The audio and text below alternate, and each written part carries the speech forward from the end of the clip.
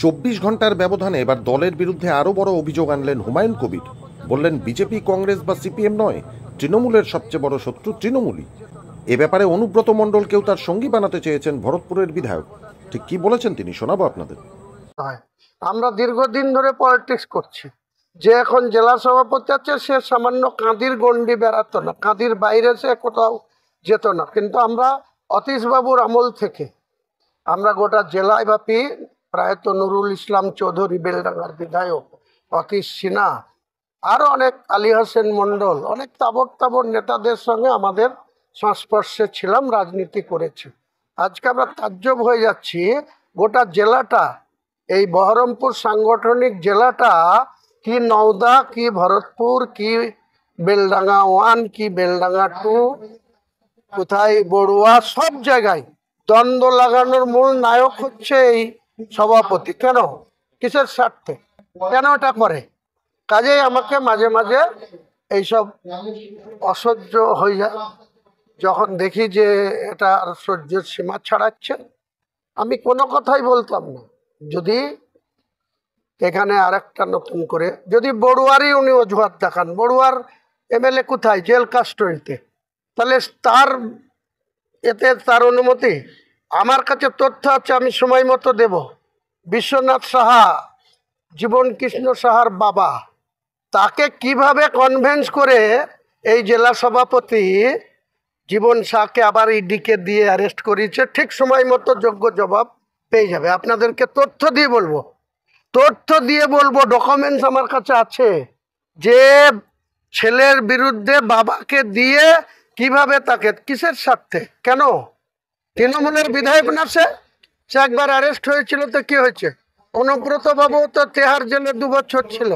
স্বমহিম আমার নেত্রী তাকে তার পুরনো পদ ফেরত দিয়েছে। জেলা সভাপতি নাই, কিন্তু সেই সর্বময় কর্তা এখনো বীরভূম জেলায়। তিনি কি বলেছেন কদিন আগে? যে কংগ্রেস শত্রু নাই তৃণমূলের, বিজেপিও শত্রু নাই, সিপিএমও শত্রু নাই, তৃণমূলের শত্রু বলেছে কিনা?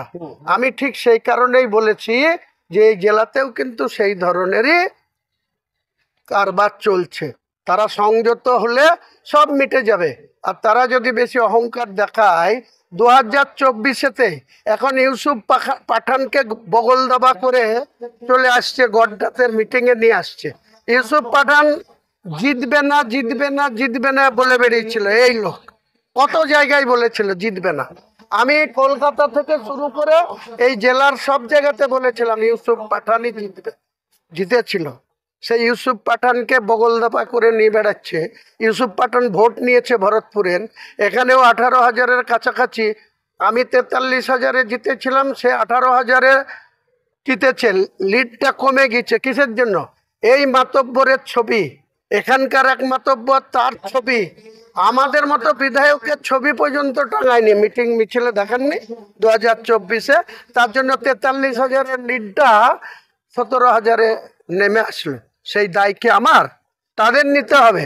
আবার তাকে এখন ধরে নিয়ে চলে আসছে। সে তার ডেভেলপমেন্টের যে 5 কোটি টাকা বছরে পায়, এই অংশীদার ভরতপুরের ভোটাররাও তার বছরে 70-72 লাখ টাকা ডেভেলপমেন্টের ফান্ড ডিএম অফিসে যেটা আসে সেটা পান।